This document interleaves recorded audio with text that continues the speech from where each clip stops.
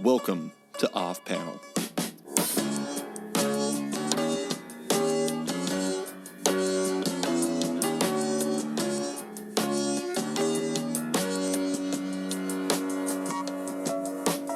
Welcome back to another edition of Off Panel, an interview podcast hosted by yours truly, David Harper. This week's guest writes about comics and TV over at AV Club. It's Oliver Sava. Thanks for coming on the show, Oliver.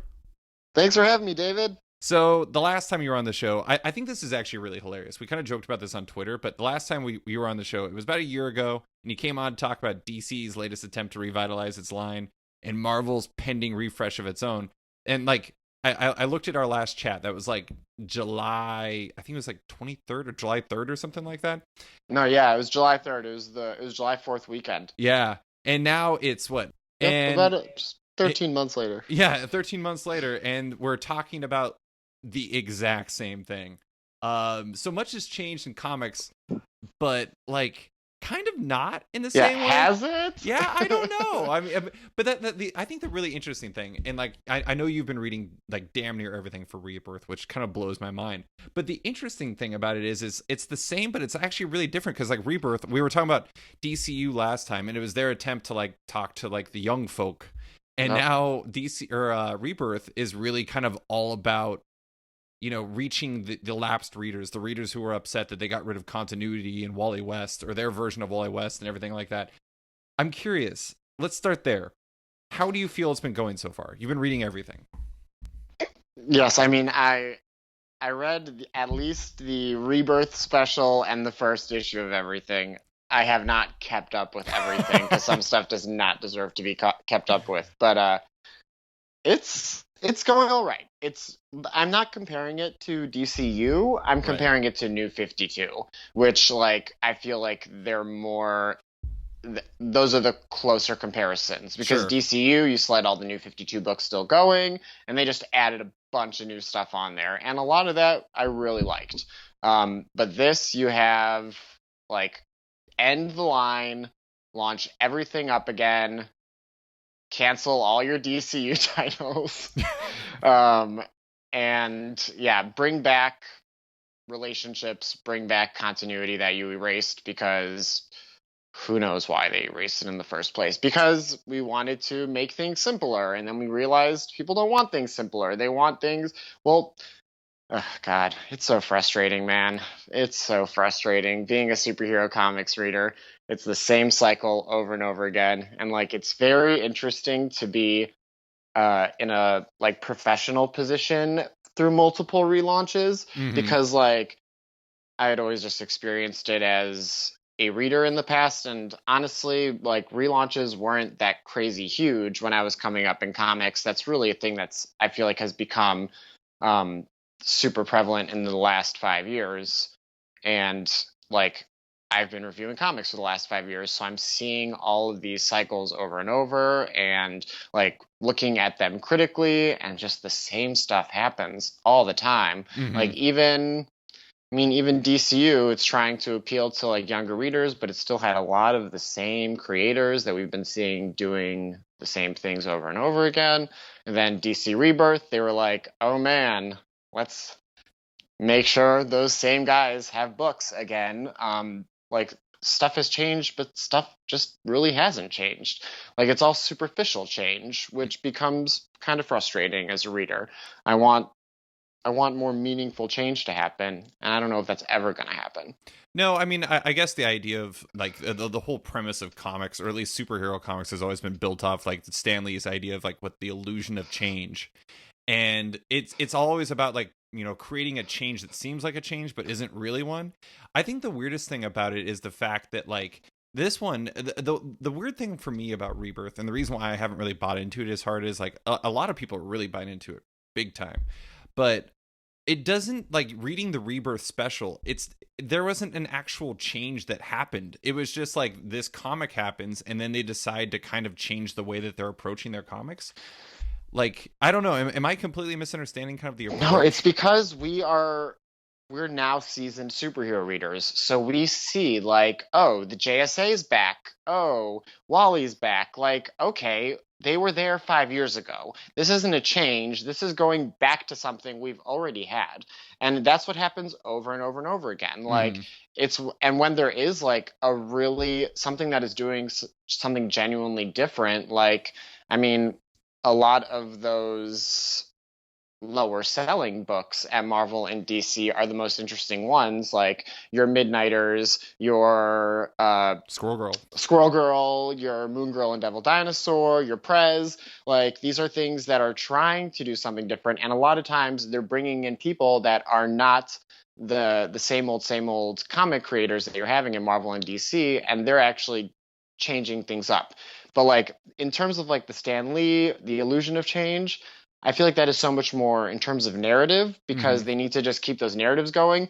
But when you actually make serious changes behind the scenes and get different people in there, that is when you actually have a change happening. And you see it a little bit. Like, you're seeing a lot more women artists, I'm feeling, honestly. Like, there's a good amount of women writers coming up through the ranks, but like, particularly in art, we're seeing, I feel, a lot more. And like at Marvel, that's where you're getting your only women of color. And I guess that's changing with World of Wakanda, but it's all very, very slow. And like those books like Hellcat and Moon Girl and Devil Dinosaur, like those are all really visually interesting books to me. And they feel both like classic, but also like fresh.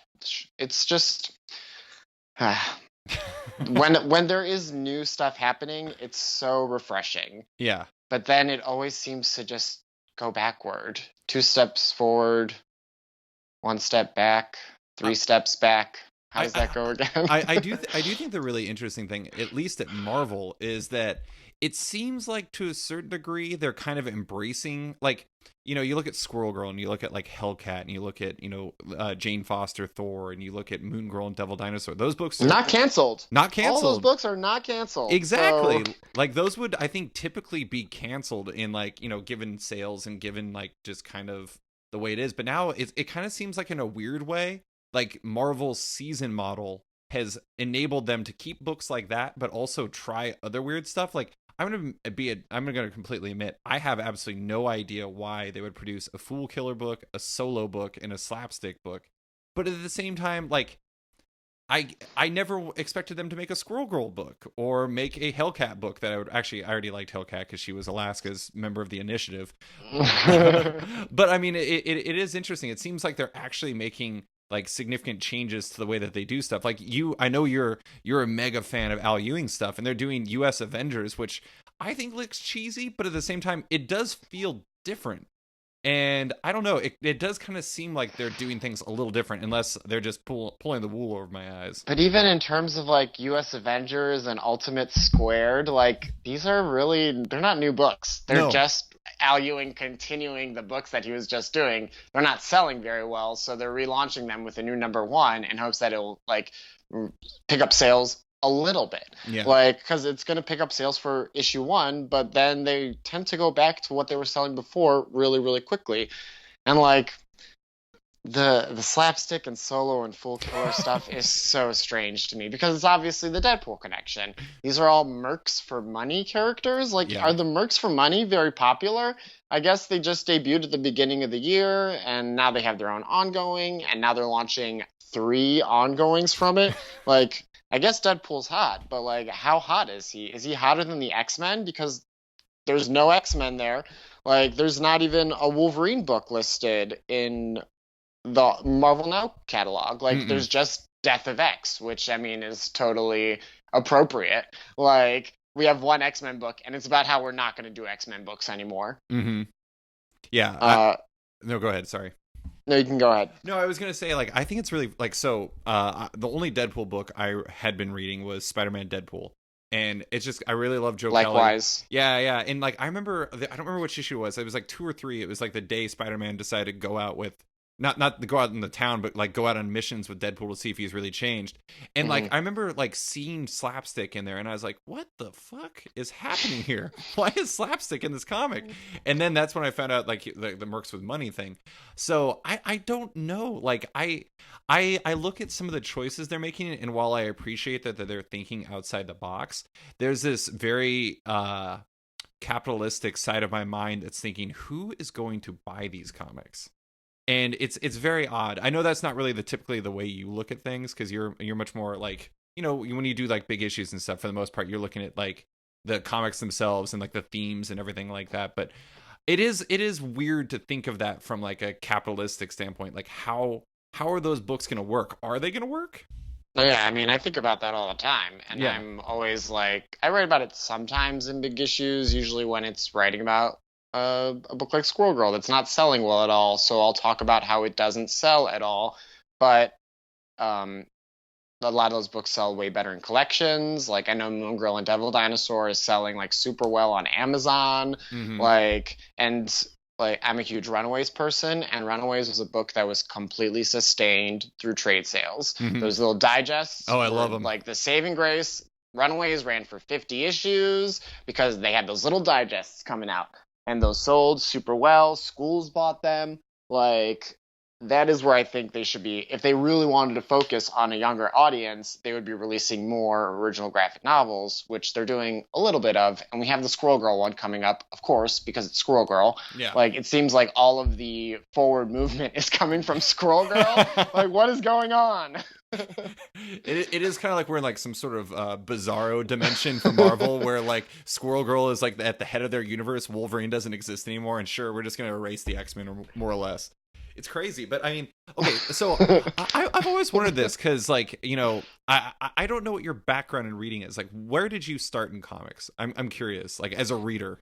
So I came. I'm really one of those people that like the first X-Men movie was like my big gateway into comics. I had read like, I guess, I don't know, the occasional comic book issue. Like, I had a cousin who had a lot of old Marvel comics from the 80s, Marvel and DC. And it was like a ton of like New Mutants and Batman and the Outsiders and those kind of comics, which I read some of, but like X-Men, the movie, is what really got me interested. And that coincided, I think I was like 14, 15. And from there, it was mostly like what my library had, which they actually had a pretty good selection. X-Men first. So like I was a huge X-Men person. I read like the Essential X-Men's that they had out. So I think I read maybe like 4 of those. Past, I think, like 2 years after Dark Phoenix. I don't know. Maddie Pryor was kind of when I stopped. But I don't know. I remember I read Inferno. I read Mutant Massacre. Like, I read a bunch of X-Men comics, basically. And from there, it just getting into like what they had on the spinner rack at like the Walden Books in the mall, which wasn't very good, but at the time it was like Grant Morrison's New X-Men, X-Force. Like, these are the biggest, like in terms of the like defining books of my early reading, it's those. Wait, like that that, was like that period of the X-Men, which was super, like, that's an amazing Marvel time. Those are the Quesada Jameis years, where, I mean, I guess from some people they'll think it's amazing, some people might not think so, but like there was a lot of really interesting stuff happening. We had Bendis on Daredevil, Bendis Alias. Like, Alias was a huge book for me, just because, I mean, mature readers, which made it like risque to read or whatever. But I mean, also like Fables and Why the Last Man. That was when I discovered my comic shop. Like, once I discovered the gigantic world of comics on my comic shop, I was able to get the comics that I was reading all these really great reviews of that I wasn't getting in the 15 spots on Walden Books. So, yeah, but like in terms of I also, like, that was my DC time. I don't really have as strong a connection with those characters, but like I love the JSA. Yeah. Like, because of those Johns years. The Flash, I have a soft spot. Wally specifically. Like, I loved all those Jeff Johns books right when he was breaking in. But I'm trying to think about like what were the big DC books that I was reading then. I mean, I loved Green Lantern, Mm-hmm. but I just kind of loved him as a character. There weren't very many really great Green Lantern comics at the time. It was like Judd Winnick, which was fine. Um, but yeah, That was before the days of like Johns revitalizing him, yeah, bringing back Hal exactly. Jordan and doing all like the Sinestro Corps War and all that stuff like that.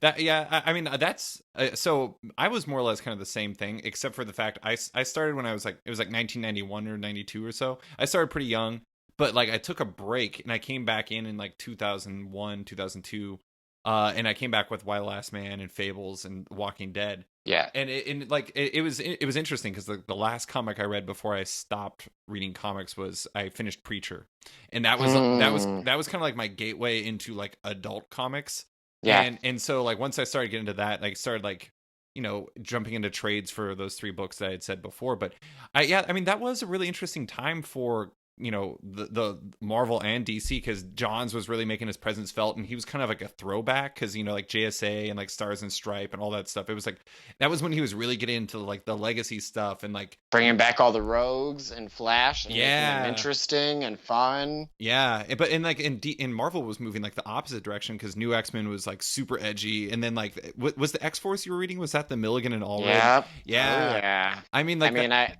I was can a cool remember time. getting that very first issue like in the mall, reading it and just being like floored. Yeah, It was incredible. yeah, I mean like that was a really interesting time. It might not be everyone's like taste for it, but I mean it was a really cool time for like the comics that were coming out then. But I don't know. I mean, I think one of the interesting things about Rebirth is, at least from a like seemingly from a sales standpoint and seemingly from like just like a general heat and conversation standpoint, it seems like it is really like doing extremely well. I think that Yeah, and Tim O'Neill, one of my other AV Club comics writers, was saying the exact same thing. Like he was surprised at just how well it's doing. And like I get it a lot of, and I think the big books that they wanted to get right this time around, like they've gotten right for the most part. Like mm-hmm. Superman, I'm really enjoying. Batman, I'm enjoying. I'm losing a little bit of interest as it starts to get King when he's trying new stuff. I'm finding it more interesting than when he's like riffing on older stuff. Yeah. Green Arrow has improved like dramatically. I didn't care at all for Benjamin Percy's issues before this, but like they got a killer brand new art team, and I'm just like, yes, I get it now. The writing has gotten a lot better because he has better artists, I think. Mm-hmm. Maybe he's just one of those writers that the artist is a huge part of how well they do, Yeah, he just because plays up how to his well. collaborators.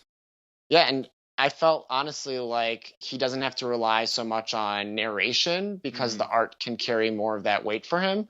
Uh, but again, I'm not sure. I haven't seen any of those scripts, so I don't know how much has changed or if it's just really great art making me like a writer that I was kind of iffy on.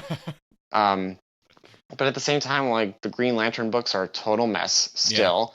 Like just completely uninteresting. Robert Venditti, who like I know can do really good work. Like he's Wrath of Eternal Warrior at Valiant right now is a really interesting, fun, but also dark and like pretty heartbreaking superhero comic, with amazing artists, and just like Green Lantern is nowhere close to that. He's just hitting a lot of the same beats that I've seen over and over again. And then you have Sam Humphries on Green Lanterns, which is also just not my cup of tea at all. And that book has a horrible art team. Well, that's a book that has gotten seriously screwed by double shipping, where they have like 8 artists on any given issue, and I'm including like penciler, inker, colorist. Like if you look at some of the new issues of Green Lanterns, and those covers have like 9 names on the Yeah. credits.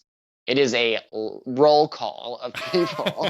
Like, and I mean, it's because they need to ship twice a month, and like the regular artist can't handle it. They're bringing in a lot of people, like pinch hitters, and it's not looking good. And it already didn't look great to begin with. Mm-hmm. So, yeah, I'm like the Flash. I'm feeling kind of the same way, where it has really solid art, but like I'm not really a big Joshua Williamson fan. I don't know if you read Nailbiter or anything like that, but like I just haven't really been able to get into his writing, and I'm feeling like Flash is kind of more of the same. Yeah, I like I like Williamson a lot. I like Nailbiter. It was funny because I did not want to read that book because I have this like phobia. I used to have dreams about like my nails like getting broken and stuff like that. So Mm. seeing that first cover, I was like, I can't do this. But I like that, and like I am a really big Flash fan. Like the Wally West was one of my favorite characters. Bart Allen is Impulse. The Wade and Ramos run on that book is one of my all time favorite comics. Um, but like I'm kind of the opposite on that. Like I had a hard time getting into that at first because God, Carmine D Gian Domenico, like Yeah. his art on it, like it's weird. It's like the closer you get to his art, it's like more muddled, and the further out it is, it looks really sharp and nice. And so like there was a part of me that had a hard time getting over that, but once I did, I like it. It's actually the only Rebirth book that I'm actively buying because I am a Flash fan. But like the rest of them, I wanted to wait for trade, but like that's one of the weird things about the double shipping. So like I would say the crown jewel so far has probably been in most people's mind Wonder Woman, but I'm really going to be interested to see. Well, in a lot of people's minds, I'm going to be Yeah. interested to see how that comes out in trade because they're alternating issues, and it's really like. So are the trades not going to come out until after issue 11? I mean, they're gonna hit issue 11 in 6 months, so That's true. probably Yeah. like they're getting there fast. Which I mean, that means that's like the turnaround for a Marvel book or an Image book. Like they can release. Ooh, oh man, they're gonna have 2 new Wonder Woman trades on stands by the time that movie comes out. They might have 4 new trades by the time the movie comes out. Totally. Yeah. I Yeah. mean, that's smart. It is And smart, like, yeah, but Wonder Woman, I like. I mean, I'm there for really like the Nicola Scott issues more than the other stuff, just because I like her and Greg Rucka together. But I mean, the other storyline is starting to come together. mhm. It started off fairly weak because all those Rebirth specials are a mess. Almost all of them. I'm Mhm. gonna say like Batman, Green Arrow, and Nightwing were worth reading, but the other ones are really just like huge chunks of exposition you combined with like why a lot of questions about like why have our lives changed and why are we so confused. There were a And it's lot of like, questions like well, that. yeah, there's no answers to it because it's freaking Dr. Manhattan doing bullshit from the stars or whatever, like, and you're not going to get there for a long time. Like, who knows when they're going to tell that story. And I mean, we haven't even touched on that. Yeah. Oh Hopefully my god. they don't do that story, but it's in the works. It's coming. I hope they just never explain it like they did with Pandora, like with like the whole thing about her being like they kind of explained it and then they just killed her. I'm just like, what the hell? And that was the funniest part of Rebirth to me. It was like, bye bye Pandora. We didn't really know what to do with you, so turn to dust. Yeah, Goodbye. we're gonna have Dr. Manhattan literally erase you. It's gonna be amazing. So I only read like 3 or 4 of the Rebirth issues, and I kind of realized pretty quickly that they're more or less a waste of time. Yes. Yeah, Yep. and like they really just didn't get that much. Like they didn't accomplish that much. And then I read like because I read the Flash Rebirth, and I was like, I don't understand why this exists. It's basically like him recreating beat for beat much of like the Rebirth stuff, Mm-hmm. like the Rebirth special stuff. And then like when I read 1, 2, and 3, it's like it really felt like number 1 was where the story actually started. And I don't know. I mean, I think it's a very odd approach, but I could see looking at it why people were responding to it. Like I have a buddy, my buddy Brandon Burpee, who comes on my show fairly often. He loves it. He is over the moon about it, and he's actually sharing it with his son, who's like 7. A lot of this stuff, not all this stuff, but I think it seems like it's they're explaining it in such a foundational way that I think that anybody can understand it, but especially the people who have like a lot of like pressing interest in the legacy and all that stuff, they're really going over the top to like make that stuff work. So boring. It's so boring. Those Rebirth specials are just killing me, man. Like the Suicide Squad one this last week, I was like, what are you doing, guys? Like, this is the most boring way to introduce these characters. Yeah. Like, and it was just like, I mean, all those are so basic. Like, they're just really hitting the most basic things you need to know with like usually pretty uninspired art. Like the ones I mentioned had really sick art teams. Mhm. Like you got like Michael Janine, I don't know, Mikel Janine Oh yeah, on yeah. Batman, and then Otto Schmidt did the Green Arrow one, and Yannick Paquette was on Nightwing. Like those are really nice artists, but like, and those were just like pretty well written too, honestly. Nightwing Mhm. is a great book. Are you reading Nightwing? I haven't read it yet. I love Nightwing. I was a huge Nightwing fan, and actually, I finally picked up Grayson. I picked up the first volume, and I really liked it too. Oh man, Grayson is a delight. It is a really fun book. I didn't actually keep up with it once Seeley and King left, just because it kind of came at a time where I was bombarded with comics, and that kind of just fell to the wayside. But yeah, all the way up till I think like 16 is the end of their run. And Yeah. then Nightwing is more the same. Like it's almost the exact same thing as Grayson with him back as Nightwing and like a slightly different context, but they don't really have to change the concept of the book very much at all. And it has gorgeous artwork. Javier Fernandez, who did some issues of Cullen Bunn's Magneto, Mm-hmm. and like he levels up so hard on this book. It looks really gorgeous. It has really nice colors from Chris Sotomayor, who Mm-hmm. I am like hot and cold on. But like when he's on, he's really on. And I'm actually finding like a lot of the colorists that have been around since like the 90s have been like seriously upping their game in the last few years. I think it's because of like the really awesome up and comers like Jordy, who's not even up and coming anymore. She's like Two-time a Eisner beast winner. veteran, yeah. But like Tamara Bonvillain, I think that's how you pronounce her last name, and like Megan Wilson, just really great people coming up doing really good coloring work, forcing the old guard to step their game up.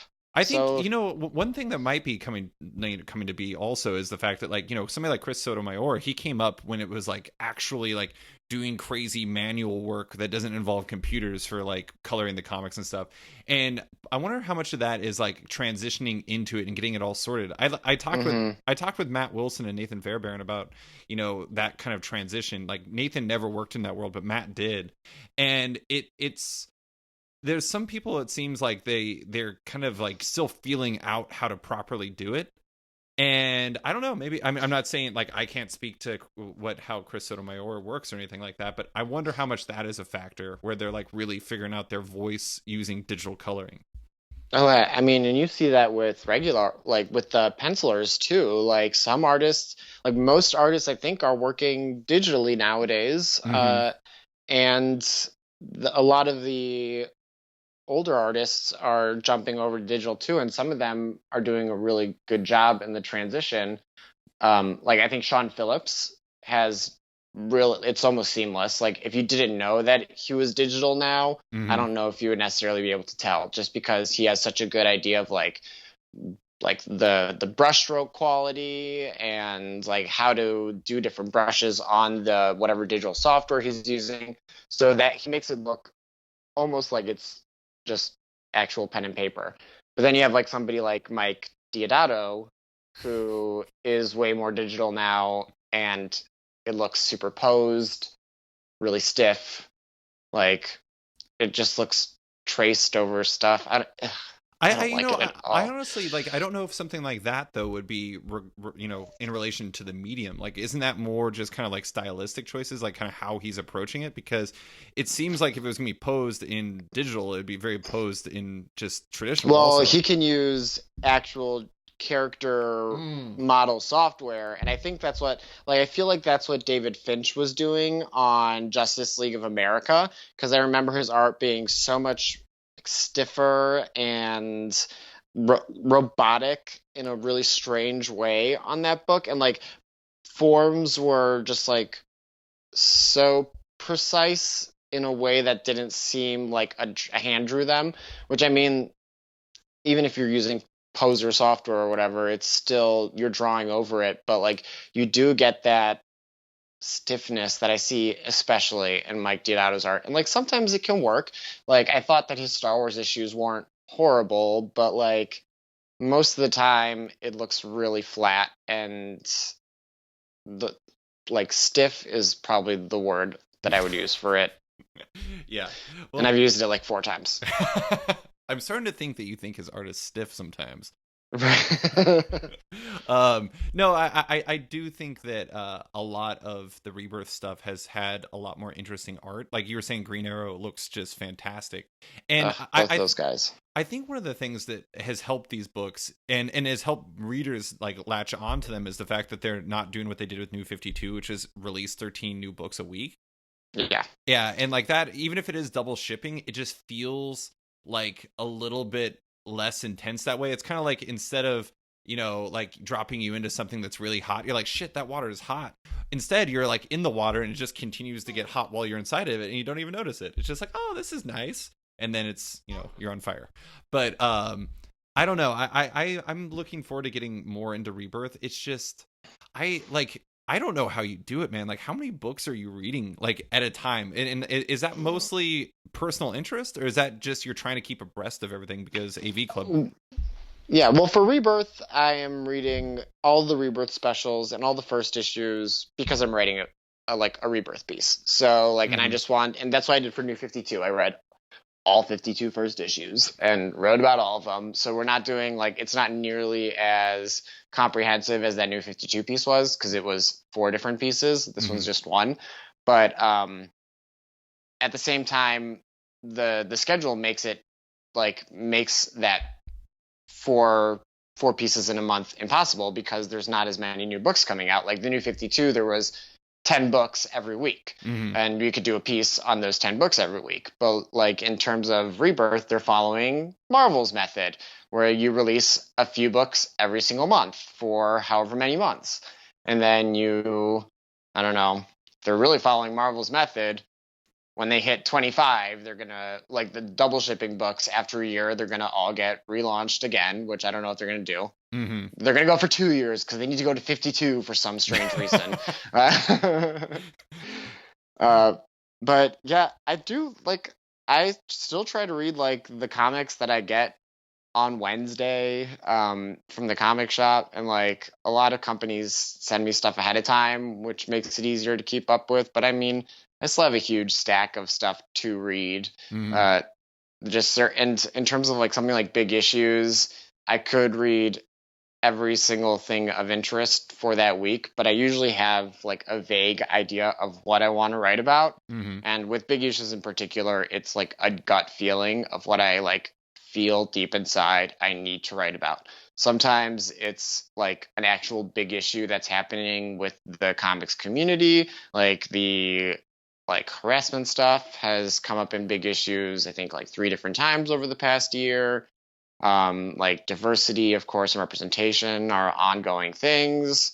But yeah, it's like when I wanted to talk about Jules Pfeiffer. Yeah. So Jules Pfeiffer had a new graphic novel out this week. I knew a month ago that when Cousin Joseph comes out, I'm doing that for big issues. Like, and there were plenty of other books I could have written about for big issues this past week. There was March, book 3, which I just wrote about March, book 2 for big issues, though. So I don't know how much different that conversation is going to be on my end if I just do the next one. And I mean, I'm still reviewing March, book 3, but I think I'm going to do a shorter review of that. Because, I mean, those books are awesome. And he's doing a really good job of like exploring different stuff in each one. But yeah, there's usually like a few books that I'm interested in. And like a company like Valiant, there are certain books that I'm going to try to keep up with, but they send me like print stuff. So I like to wait until I have an actual print copy of it, which might be a few weeks after it's released. So like I can't do it for big issues. But again, a lot of the stuff I kind of have in mind beforehand. I feel a little bit bad about Valiant because they also ship me the print stuff, and it has a tendency of stacking up to like crazy degrees, and I'm just like, I kind of don't know what to do with you now. Yeah, I kind of love Valiant. I have no attachment to old Valiant comics, and I mean, like, I don't think Valiant is putting out the best comics, but I always get a lot of pleasure when I like sit down with my 15 Valiant books and like just churn them out, because they do feel very much like an old school, Yeah, but like a fresh old school superhero comic. Like, it has still good creators that have good ideas, like Matt Kindt. He's going to make an interesting comic usually. I'm going to say most of the time he's going to make an interesting comic. Like, even if he's working in that conventional superhero framework, he's still going to give you something that has more creativity than like a similarly baseline Marvel or DC comic. I'll never not but- be entertained by how much he obviously loves Ninjak, which just is so weird to me. So silly. I mean, Ninjak, no, it's funny because like you think all about those characters are so silly too. When you say their names out loud, you sound ridiculous. No, Exo Manowar is just something that rolls off the tongue very nicely. What are you talking about? No, actually, I like that's the thing about like I think that's one of the reasons why, in a weird way, I kind of feel like Valiant has become like a haven for like a lot of like the lapsed readers for like Marvel and DC. Like they'll pick those books up, and you know, you read like something like when you go back to like when they first had Harbinger Wars, which was like an event, and that felt like a traditional like simple like crossover event like back in the 90s. They do a really good job with events. Yeah, they do. Like I didn't necessarily care for Book of Death last year, but for the most part, everything else I've liked. Like Valiant Armor was Hunters, awesome. which was just like, so Armor Hunters was doing nothing new at all, but it was like done well. So I just liked it. Like, it was super simple storytelling, but done well enough that I enjoyed reading those 4 issues. And it's like always pretty like self-contained. Like the current one, 4001 AD, is just like the main series, and Rye is tying in because it's basically just a Rye story. And then there's little one-shots that are people doing whatever the hell they want, basically. And I'm really enjoying it. Yeah, no, 4001 I think was actually one of their like 90s crossovers that they did too. And or at least like there was like something, oh no, I think it was Deathmate was like the 4001 thing. Yes. Which is where Gen 13 first appeared. Fun fact for the day. Are you reading Jeff Lemire's Bloodshot? I am not. I read like the first couple issues, and I'm just so far behind. Like Valiant is one of those ones where I feel crushed by those boxes that keep coming in, and I'm just like, I don't know how to get back into you. Like I kind of just want to read the trades. Like that's You don't have to actually catch up on Bloodshot. You'll be fine. I definitely recommend reading Wrath of the Eternal Warrior, which has amazing Raul Allen art for the first arc, and then he's back for part of the second arc, and then they have Juan Jose Reap with Jordy, and they are a really awesome combination. Like, his art with her colors looks really good, and then Archer and Armstrong is awesome right now. Archer and Armstrong has been like the constant. Like I think that has been pretty good throughout the entire thing. Like I really like Fred Van Lent on there. He's just got a perfect voice for it. He is still writing it, right? No, it's what do I know?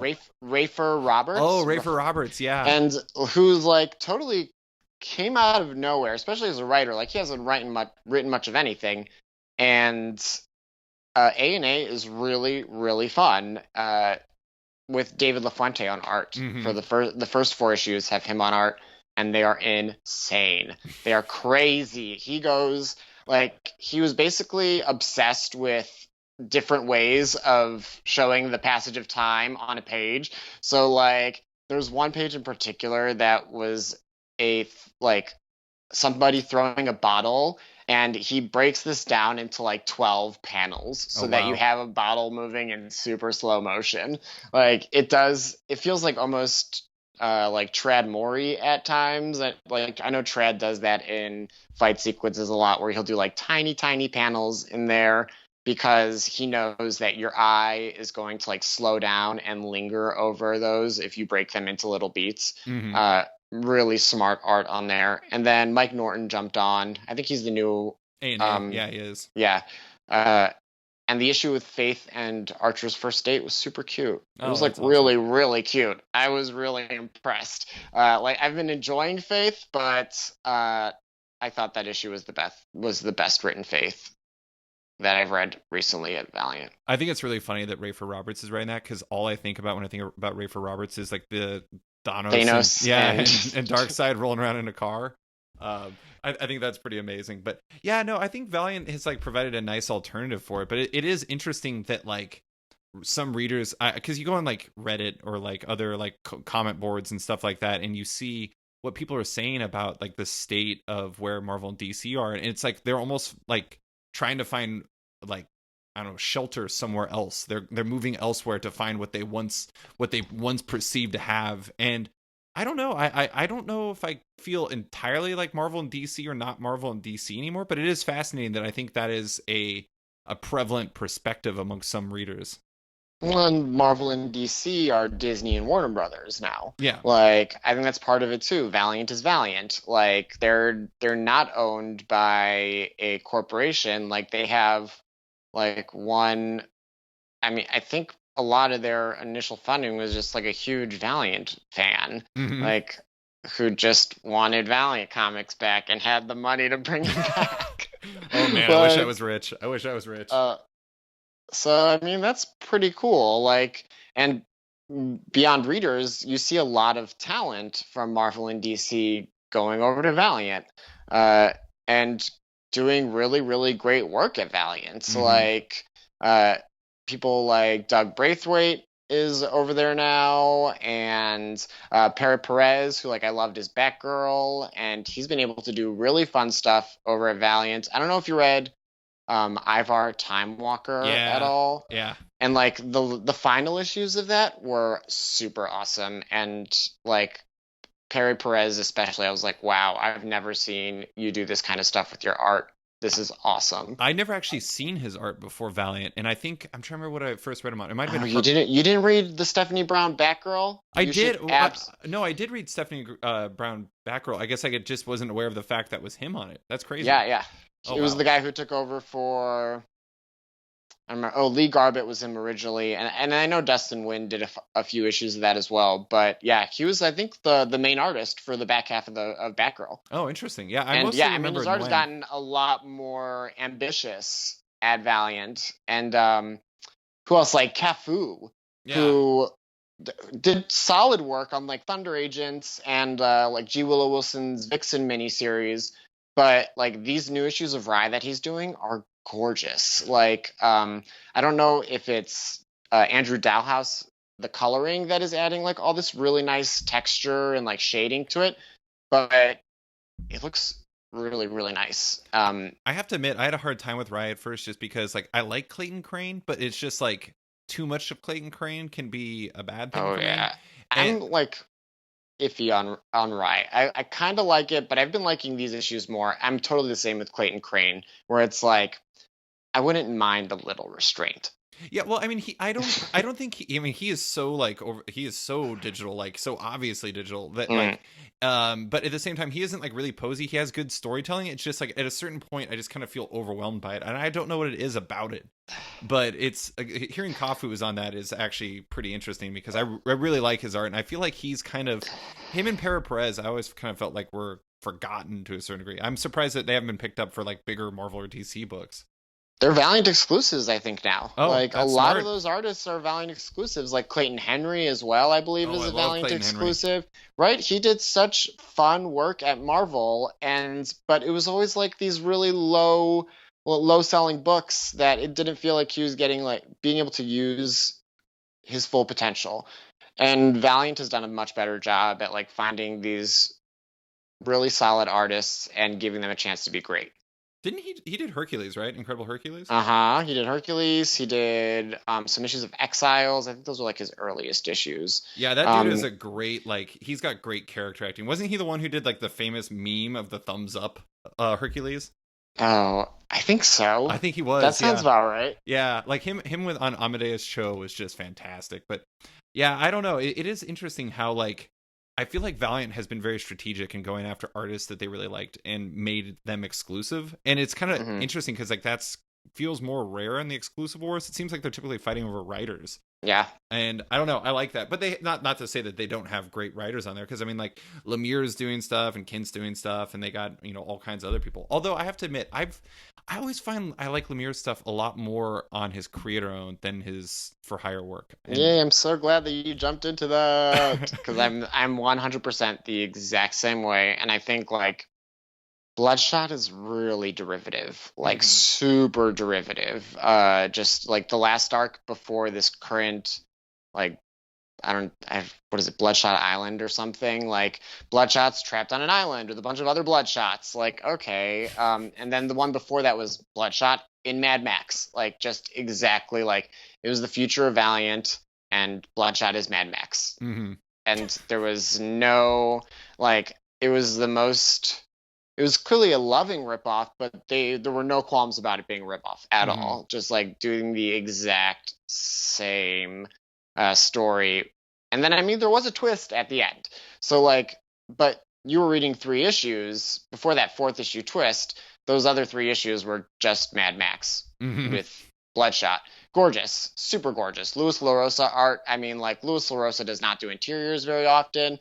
Like, it was just so pretty. Like, he renders the shit out of everything. And it can be, like, overloading, but at the same time, he also has, like, a really good eye for action and stuff like that. But yeah, I'm 100% the same. I mean, I thought that Lemire's X-Men was a disaster.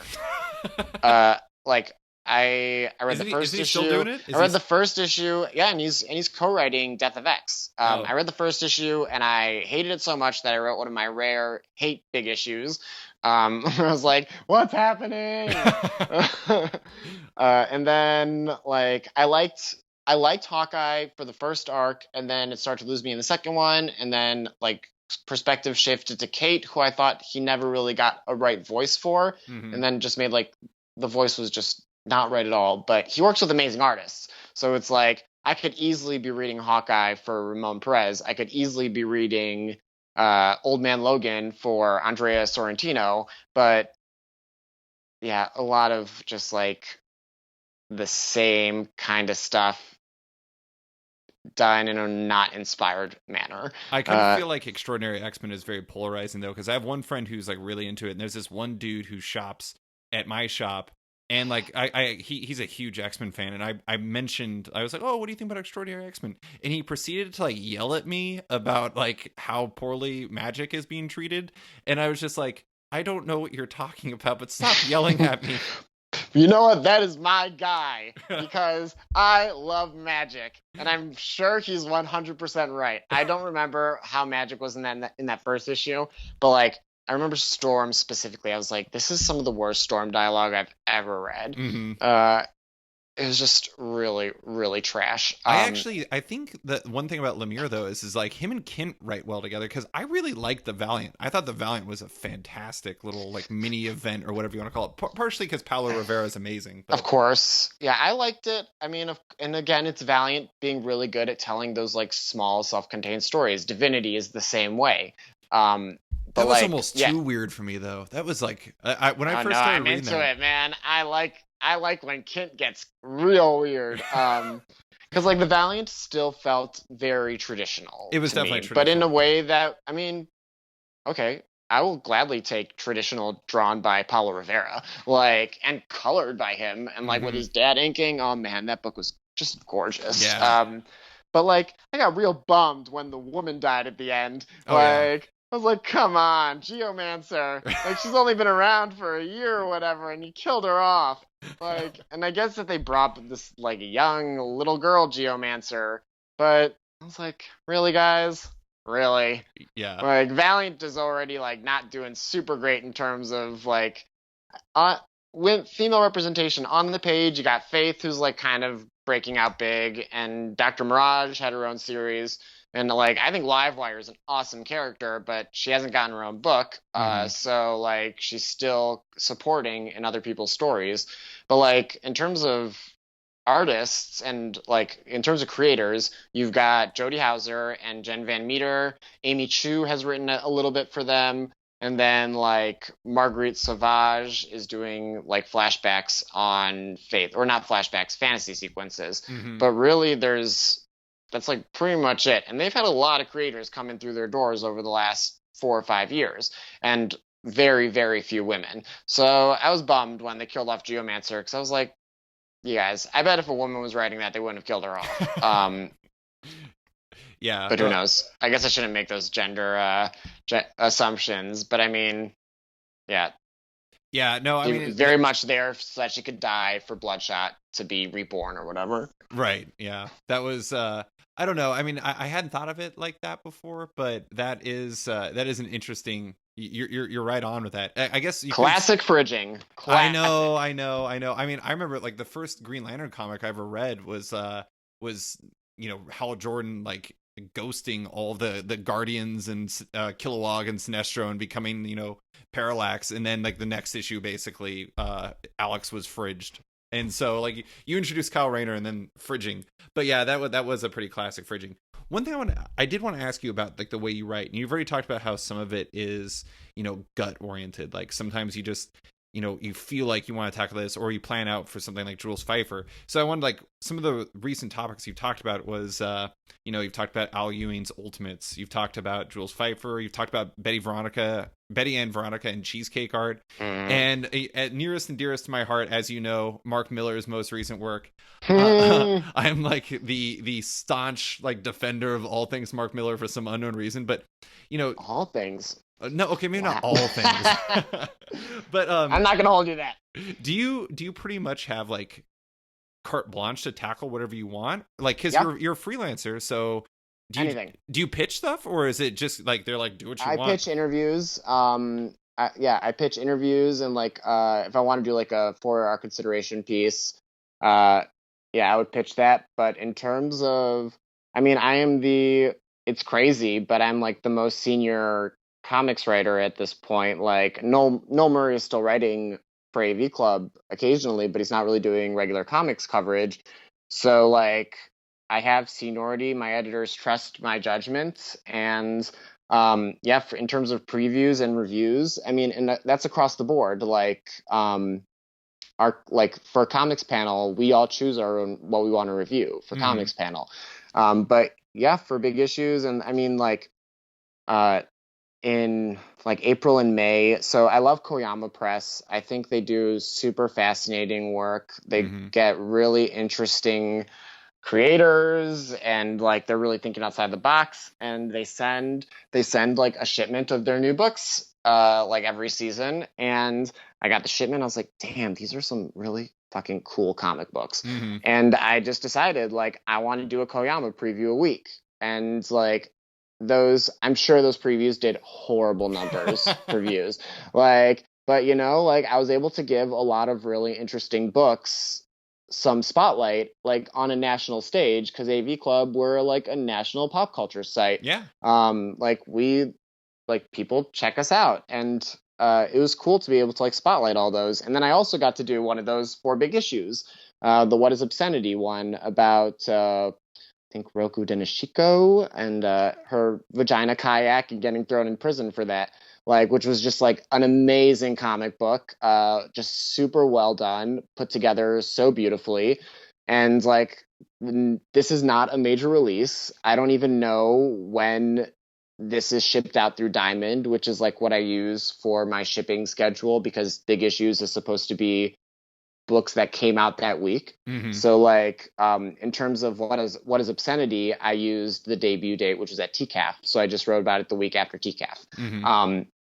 But like, yeah, I have free reign to do whatever, and it's been cool. Like, if you look at the early big issues, you can totally see like my evolution as a comics reader by looking at big issues, I feel. Yeah. Because it was a lot of like, it was what you expect at the beginning, like Hickman and Vaughn and what were the Marvel books at that time? That's probably like the first Marvel Now. I remember like one of my early pieces was like Walking Dead 100 and being like, how much is too much? And now they're on like, 157. Yeah. But like over time, I started to fold in graphic novels. I started to fold in like digital comics. Like one of the pieces I'm probably most happy with this past year was I did a piece on Agents of the Realm, MFK, and just the rise of Black women in webcomics, which was at a time, and I think it was spurred by, it was Black History Month, but also just like this ongoing discussion of there are no Black women working on superhero comics. And I was like, there are really great Black women creators out there that could be writing your 10th Avengers book, like, and they could probably do a pretty damn good job. Mm-hmm. And actually, Nyla Magruder, who is the writer and illustrator of MFK, I think she actually has a Marvel story coming out in one of those anthologies that they do. I don't know what it is. I think it's like a year of Marvels or something. But like, she's just a super great like writer and artist. So it was really cool to see her like getting a Marvel gig. And I didn't know. I know she does work in animation and in children's books. So like, she has a full schedule. But I mean, a lot of these situations, like, did Marvel ask? Did you even ask if does Nyla Magruder want to write your Black woman or Black girl Iron Man? Like, they didn't ask. Of course not. Bendis did it. Bendis gets what he wants. I believe we talked about this last year, where it was like, if there's an opportunity for Bendis to like stay in the spotlight, he'll always take it. Yeah, I think we were talking about it from the frame of reference on his Eternal run on Guardians of the Galaxy, which at that point felt long, and he's still doing it. I think, I don't know.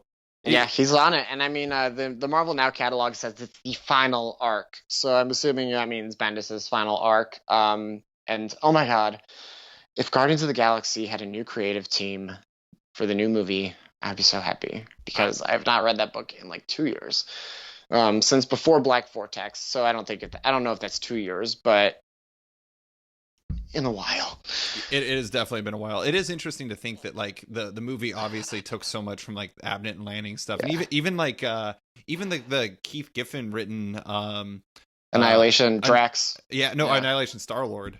Yeah, like the one that one was really, really great, and it was like where the team first formed, and it was basically like that. The scene of them in prison in the movie was very similar to the scene of like Star-Lord meeting his team in like the beginning of that comic.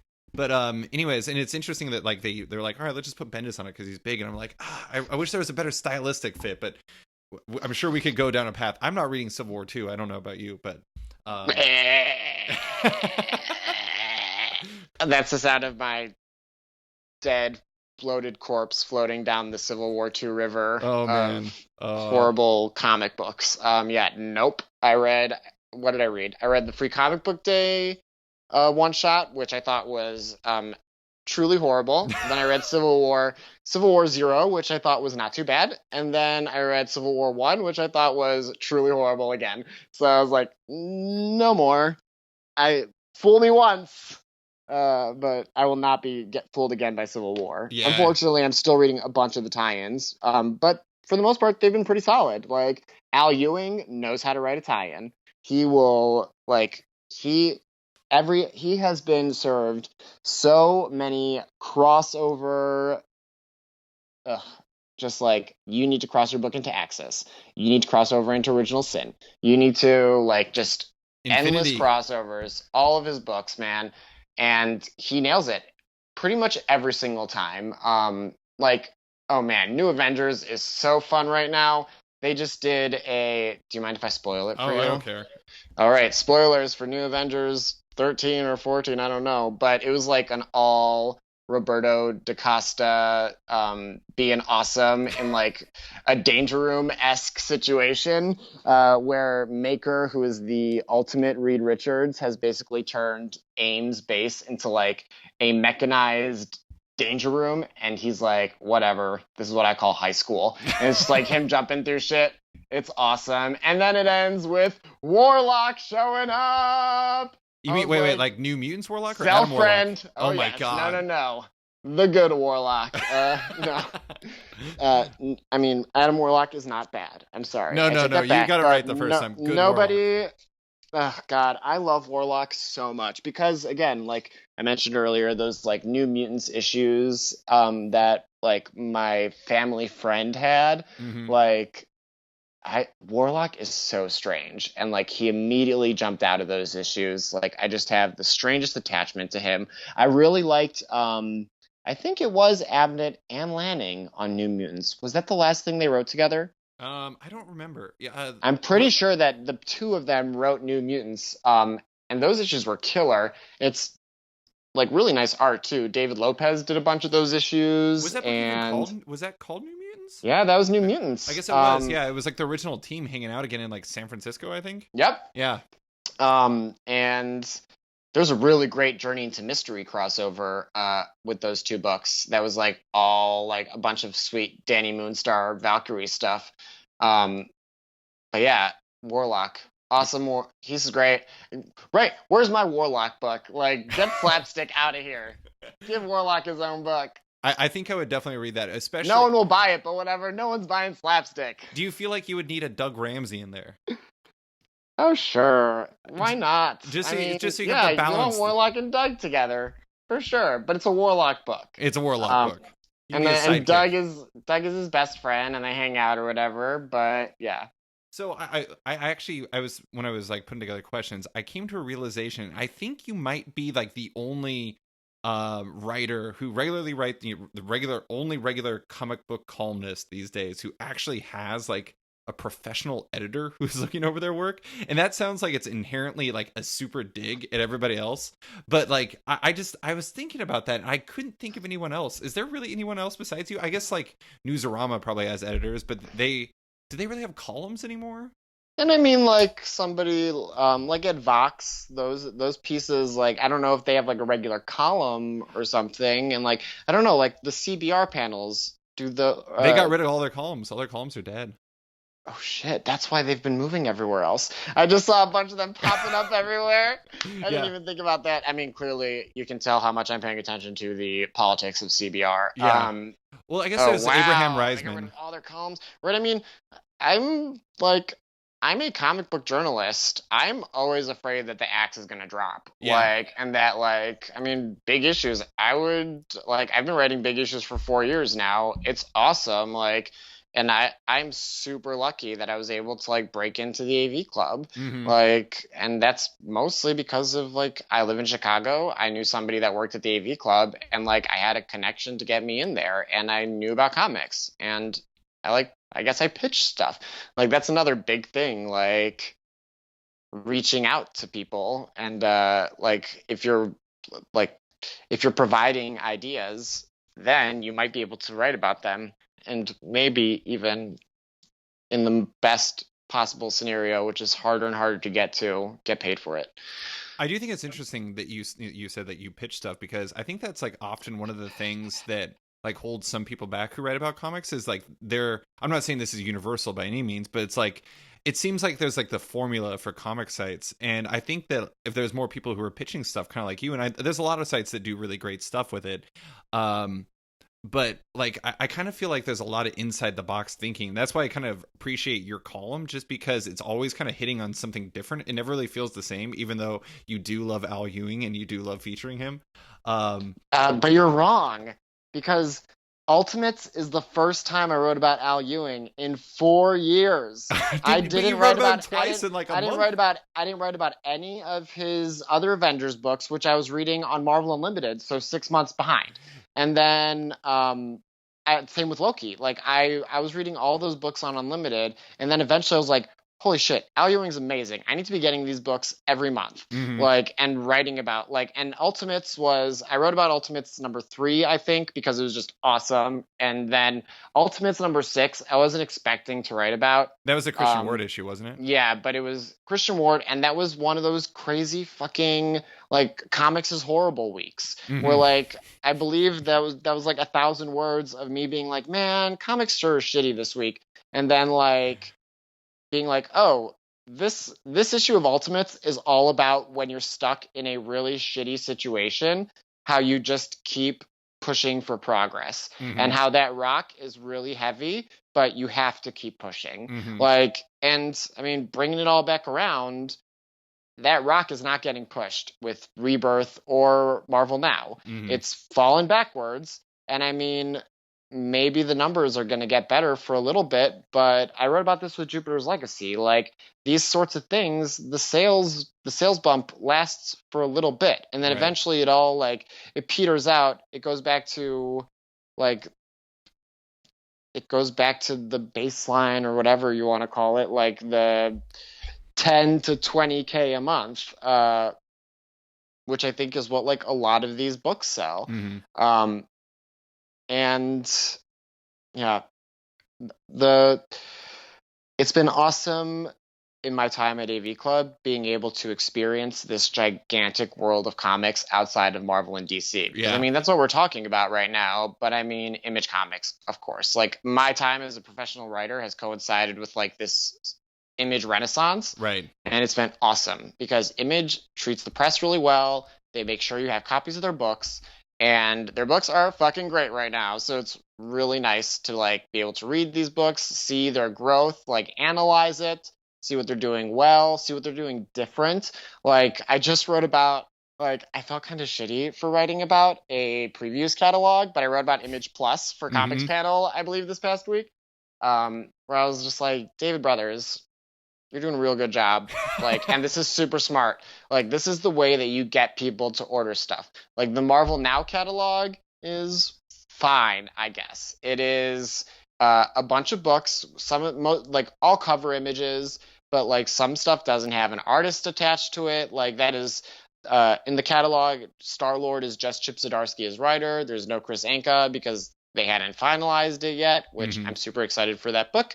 But back to what I was saying, like that catalog is, you get like 2 interviews with Bendis and like the Death of X team, which are just like the most generic PR speak. And it's also like, oh God, I just remember like one paragraph where Bendis is like, Doctor Doom is the new Iron Man, which means there's going to be a new suit with sorcery. I would buy that book. And it's like, what? Like...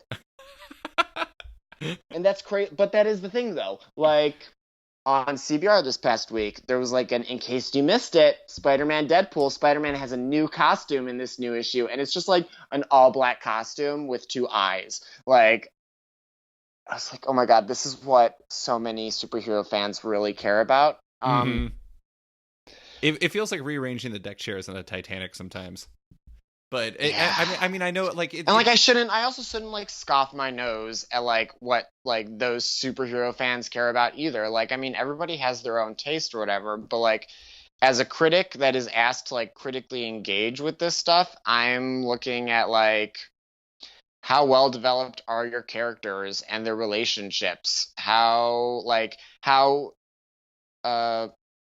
just like, can you follow the plot that you're writing? Is it really wordy? Do you let your artist do more of the storytelling? Like, as I've gotten older, I'm a person that loves seeing a artist have room to breathe. Like, and it's why I'm really enjoying seeing like Patrick Gleason and Chris Samney being co-writers on their books, because you can tell that they are having a say in the script, and like, I want to let this moment breathe. I want to condense a lot of information in these panels. Like, you can see choices being made, which I think is ultimately the thing that I want more than anything else. Like, it's why I love Jordy.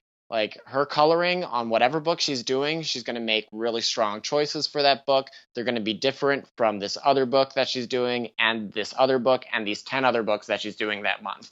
Like, everything has like strong choices that are distinct to that project. And I mean, I want to see that from everybody. And a lot of people don't want to like go through the work. And I mean, it can be hard, especially like when you're working in superheroes, where these stories, a lot of them are just retreads of the same stories over and over and over again.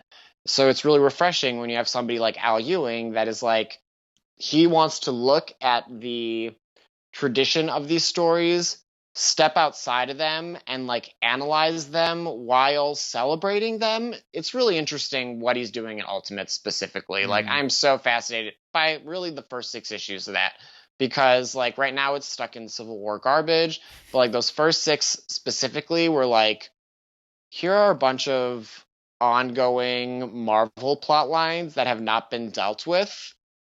I'm going to fix them in 6 issues. So like the timeline especially, which has been this like ongoing thing for, I don't know, 5 years, where like there's a broken timeline, and like Al Ewing sent the Ultimates into the time stream to like look at the timeline and see what's going on with that. And I honestly can't remember how that was resolved, but I remember him like establishing a sliding scale and like basically putting it into almost like making editorial speak narrative where he's like, we need to like keep these things fresh, so we keep the important stuff and then other stuff just kind of gets wiped away. Oh, that's interesting. And he found a way to like fold that into the narrative in a fascinating way that like I'm having trouble wrapping my head around because it was 6 months ago or whatever. But it was really cool. And that's what I want to see from everybody. Yeah. And I don't know if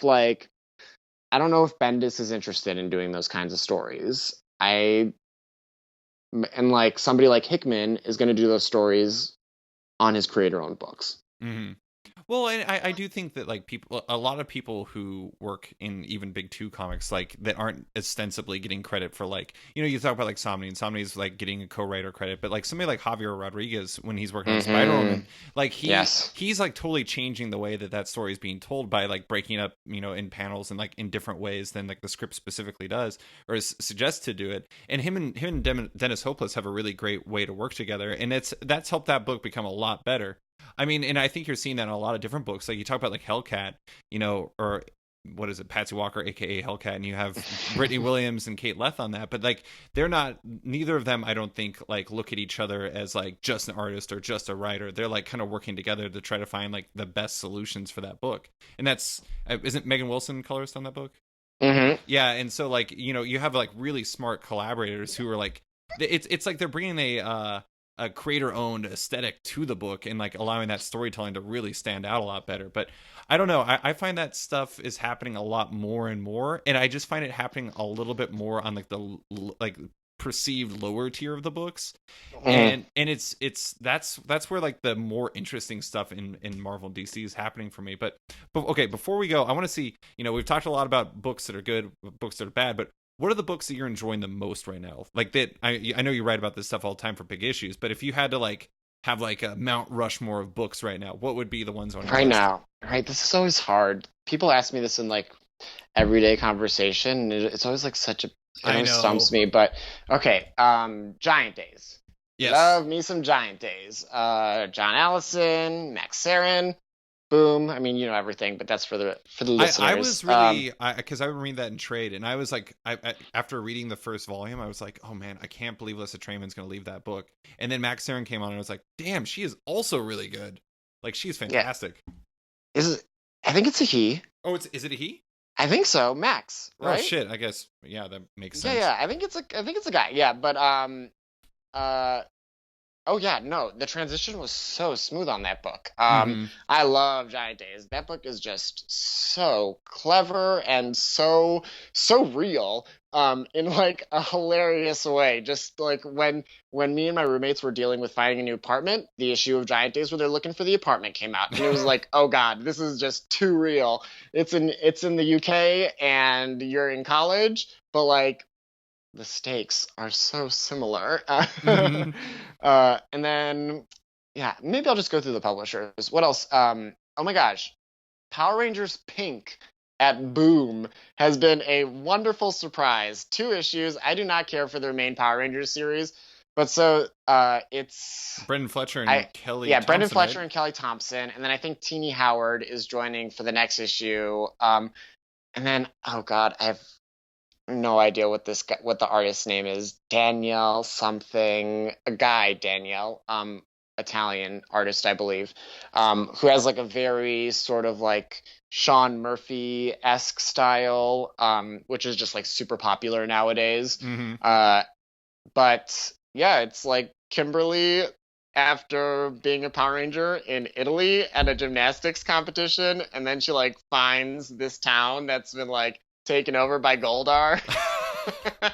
And she needs to like get Trini and Zach, and like they're all like retired Power Rangers, but like they become Power Rangers again. I don't know, it sounds so stupid, but I mean, in terms of superhero stuff, like it's in Italy, the guy does a really good job of drawing it, the action looks really slick, like, and like they do a really good job of like getting in that character's head and making me want to read more about her, which I was not expecting that. I mean, I guess I should have been because I really like both of those writers. But like Power Rangers, I loved Power Rangers as a kid. But like revisiting it, I actually wrote a piece. One of my like first long pieces for the National AV site was a memory wipe on Power Rangers, where I like I revisited Mighty Morphin Power Rangers, and I was like, holy God, these are horrible. So it's like, but I mean, that's like what nostalgia is for so many people. It makes not good things seem really great in retrospect. Because you were a small child when you were first exposed to it. But yeah, so I mean, Power Rangers Pick is not in my Mount Rushmore, but that is a really fun other Boom title. And then like Marvel, I love me some Squirrel Girl. Nighthawk is awesome. Have not right read now. it. Haven't read it. Oh my God. Oh, that book is. David Walker is going in. He is tired of just the current like socio-political climate and all of his anger, all of his frustration he is channeling into Nighthawk. And it is a brutal book. It takes place in Chicago, which I love. And it's about just like corrupt cops and racists getting destroyed by Nighthawk. But also it's like it isn't shying away from like what are the mental and emotional repercussions of all this violence on Nighthawk, but also just this community. And then Ramon Villalobos is doing art on that with Tamara Bonvillain, and they are amazing together. Tamara, in particular, is just killing that book so hard. There's so much pink in that book. All of the blood is like a neon pink, and it is awesome. Like, again, it is a really, really strong choice, which is all I'm looking for. Like, make the cool choice, and I'll usually be cool with it. If like you as an artist are really passionate about it, I'm going to feel that passion as a reader. I mean, sometimes the choice is horrible, and I'll write about that. But I mean, for the most part. So what else at Marvel? I mean, it sucks that like so much has gotten sucked into Civil War 2. Like Ms. Marvel is still awesome. It's dealing with Civil War 2 garbage, but it is still awesome. Are you reading this is not Marvel, it's Nobrow. Have you been reading Fantasy Sports? Did you read the second gosh, yes, I literally just read it today at the beach. Oh, it's so great. It was so fun. I've been waiting. That's a good to beach read. Exactly, especially because this new one was all volleyball, and I've been like waiting to take it to the beach with me, and I was like, today's the perfect day. That's awesome. Because I know you love fantasy sports too, and I was like, I'm gonna make sure I tell David that I read it. Yeah, oh my gosh, gorgeous. And like I would love to see Marvel or DC grab like Sam Bosma for whatever. Like ideally, like I've been thinking a lot about like how DC can fix the Teen Titans, which like they just don't seem to understand. I guess I'm kind of looking forward to the new Teen Titans because it's a new creative team, but like Benjamin Percy hasn't really done anything that I would consider like all ages or really all that fun necessarily. And then like John Boy Myers has like a very like energetic style, but I don't know, it can seem a little what's the word I'm looking for? Just like not unpolished either. I don't know what the word is. There's something that doesn't quite work for you. Yeah, it's like I kind of put him in a similar category as like a Kari Randolph, who like I think does really well on a specific project, but I don't know if that style is right for everything. And I actually think John Boy Myers' style is right for Teen Titans. I just don't really love it all that much. Whatever, this is starting to get into personal taste, but like, like I would love to see Sam Bosma do Teen Titans or like Ben Sears. I don't know if you read Night Air. I love Ben Sears. I've read Night Air, but I like his stuff a lot. I think he would kill it on Teen Titans. He would be able to get like that Teen Titans Go energy in there and like have it be kind of on the sillier side. I mean, ideally we'll just get like Ryan North and Erica Henderson to do Teen Titans because I mean, come on. Yeah. They'd be amazing on it. And Erica could probably handle it at least for an arc while doing Squirrel Girl 2 somehow. I wish like the type of artist I'd love to see on it is like I think he actually did maybe a year one, or no, that was back row year one, but like a Marcos Martin, Javier Pulido, Yes. Javier Rodriguez type, because like Of I like course. I mean, we want them on everything, but I mean like that style, like they actually make young people look like young people, and or like Carl Kerschel, who did Yes. the amazing Teen Titans Year One, like, and of course Gotham Academy. Like, he's so good with teen characters. I personally just want to chain him to a desk and make him do Abominable Charles Christopher, but like I don't think he would like that very much, because I don't think it pays quite as much as his other jobs. Oh yeah, and I mean like, and then all these guys are jumping at Image because they know they can make real money at Image if they have a name for themselves. Oh man, how excited are you for Deathstroke? It's next week. I'm very like, I don't know who's on art, but Christopher Priest, the original Quantum and Woody, was one of my favorite books. Like, I love that book. And then I really loved his Black Panther stuff, but it's I don't even know who's on art. It's Carlos Pagulayan for at least I think. Yeah. You don't like him? I think Not he's really. solid. I think he's like a good artist. I don't necessarily think he's not a style man or whatever, but I think he does like good comics. And I mean, that's also what the art on like Black Panther was. Right. So I saw the preview pages and I liked how they looked. It looks actually pretty similar to Grayson. I haven't really followed up like on what's going on. When I saw Christopher Priest's name on it, I was like all about that, but I don't know. Deathstroke, it just seems like such an interesting fit for him in the in his return. I guess I just don't envision him as like a Deathstroke type of guy. Like, the thing I loved about his Black Panther stuff is like how he really he elegantly handled all the political stuff, and like Quantum Woody, he was just so like fearless in his writing with it, and it was such a good fit with MD Bright on that book. But I don't know, I'll be interested. I'm interested because Christopher Priest, but that's about it. I don't know. Yeah, I mean, that's also why I'm interested too. Yeah. There's no problem with that being like the main reason you're buying it. I think that's what DC's hoping for. But I'm excited for it. I hope it's good. I am too. Ooh, do you read Ragnarok? I don't. The Walt Simonson book? Yes. No, I have not read it.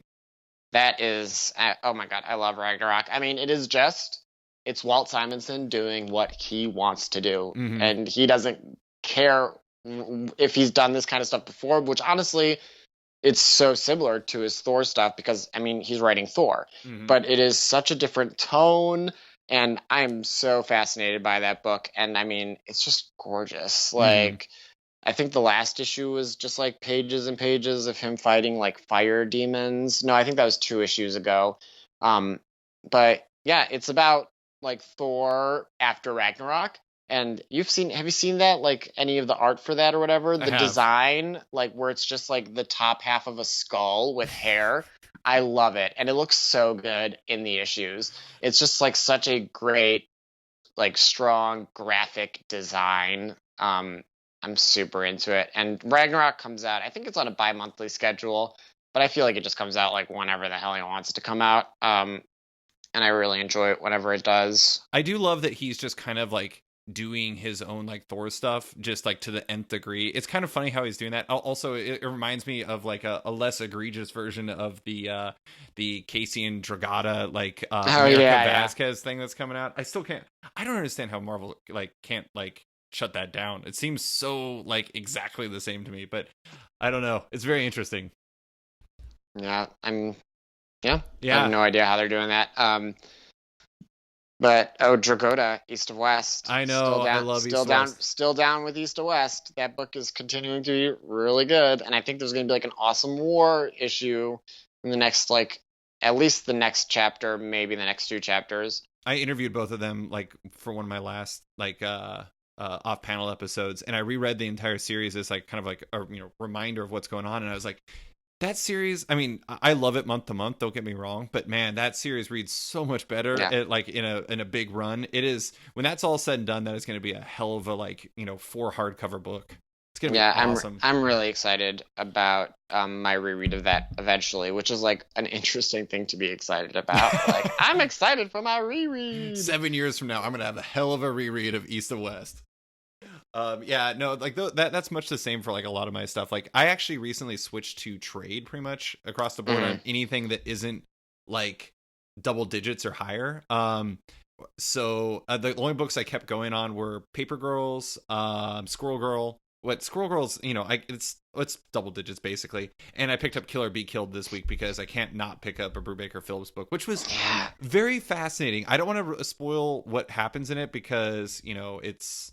I feel like not knowing like why the Dylan guy has to kill is a good thing to not know, but it really kind of doesn't feel like a Brubaker and Phillips book in a lot of ways. I like it, but I agree, and I'm gonna need to see how it unfolds because right now it does feel more of like maybe like a Remender book. Just like kind of gives me like early Deadly Class vibes. And I mean, I loved the Fade Out so much. Yeah. Like and I love Brubaker and Phillips. Like I'm a huge Brubaker Phillips fanboy. I think their last full criminal story was just like one of the best comics ever. What is that? The Dying and the Dead? No. Oh, you're talking about the Oh God, it's gonna drive me crazy. Last of the Innocent. Thank you, God. Yeah. Dying and the Dead. Which one is that? Like Dying and the 2 Dead or 3? is that was like the one that was like all the one shots. Was it? Yeah, I don't that know. was the But trade of the one shots. yeah, Last of the Innocents I thought was so good, but the Fade Out. I've been on like a classic Hollywood kick, so like maybe that was part of it. But just like I loved being in that setting with those characters in that story. Just like it was so perfect. Everybody was at the top of their game on that book. Ugh, God. And that's what I want. Unfortunately, it's like I just wanted more of the Fade Out, and Kill or Be Killed is very, very different from the Fade Out. In a way that like I need to see how it's going to unfold because I need to like, and I know that Brubaker has said that he really wants to explore like the repercussions of the violence on like this guy in his personal life, which isn't in the first issue because he only has so much space in the first issue. So of course I'm going to keep reading it. Like I'm very intrigued, but I didn't necessarily like have the oh my God I love this reaction that I had reading the Fade Out or even like I think the first issues of Fatale. It didn't get its hooks in you like the other ones did necessarily. Yeah, not quite, not yet, but I have the feeling that they'll make it work. Oh my gosh, Wicked and Divine has been amazing. Yeah, this arc. That's one where like my interest is kind of like a sine curve up and down, and right now it's like totally at the very top of it just because they're totally going like all out superhero explosive blockbuster. Oh, I'm so into it, and it's just like so sexy. That is a sexy book. Like, and that's the thing too. Like, I wrote that piece about like cheesecake. Yeah, and like I would not call like Betty and Veronica maybe I would call it a sexy book. I don't know. I don't think that was a sexy book actually. Versus like anything Babs Tarr draws is going to be sexy. Like, and anything like Elsa Charretier draws, like her issues of Harley Quinn. I just love how she draws like I don't know, like pinup-y poses, like in a way that it is like that Bruce Timm tongue-in-cheek quality that I really appreciate. I don't know. Cheesecake is a very delicate topic to talk about, or TNA or whatever. Like, and the fine line of like exploitative sexualization versus empowering sexualization, right? Which is like Harley Quinn in a nutshell. Like those two sides. Like when you got Amanda Connor doing it, it's incredible. When you've got like Philip Tan doing it, it's less incredible. Is he did the Rebirth issue? No, he's doing Suicide Squad. The Rebirth Suicide Squad. And I mean, like Chad Hardin, I think does a really good job with Harley on that, on just like as the regular Harley artist. But yeah, he walks a very fine line between exploitative and empowering or whatever. I think as a lot of people have figured out this weekend, it's a hard character to handle properly. And I haven't actually seen the movie yet, so I'm going to be finding out tonight. Harley Quinn. I mean, like, I don't love the current Harley Quinn book, but Harley Quinn 25 was an awesome awesome issue. That was like her big confrontation with the Joker, and sort of like just like her really firmly cutting ties to him in a way that was like pretty revelatory for me to see the character portrayed in that way. It made me really like it made me really like a book that I don't love. Like it was really fascinating. I was like, I respect this book so much, even though I don't really like it all that much. Yeah. Well, it's like that sounds like a really bold move because you're like basically taking her away from what a lot of people view as like her point to existence. I mean, like you look at a lot of people and they think Mr. J above anything else. Like that's like the voice that plays in their head, and it's her defined by him. But anyways, we're totally going into a direction that will go. And we're going big. so long. I know. Sorry. It's okay. I'm gonna wrap things up now, though. But thank you so much for coming on. I really appreciate you coming and talking about comics. Oh, it's so fun. Thanks for having me, man. Thanks for listening to this week's episode of Off Panel with AV Club comic critic Oliver Sava. You can find him on Twitter at Oliver Sava and his writing at AV Club. Don't forget to like the show on Facebook at /sketched, that's SKTCHD. Follow it on Twitter at @sketchcomic, or follow me on Twitter at @slicefriedgold. Want more from Off Panel? Subscribe on iTunes or Stitcher, and give the show a rating and review while you're at it. Also, my new comics adjacent newsletter called The Crossover just launched. Make sure to subscribe at bit.ly/the crossover newsletter if you want more writing from me. A quick thanks to the band Wolfpack, whose excellent track outro from their album Volmilch opens and closes the show now. Give them a listen, as they're totally rad. Thanks for listening, and tune in for another episode next week.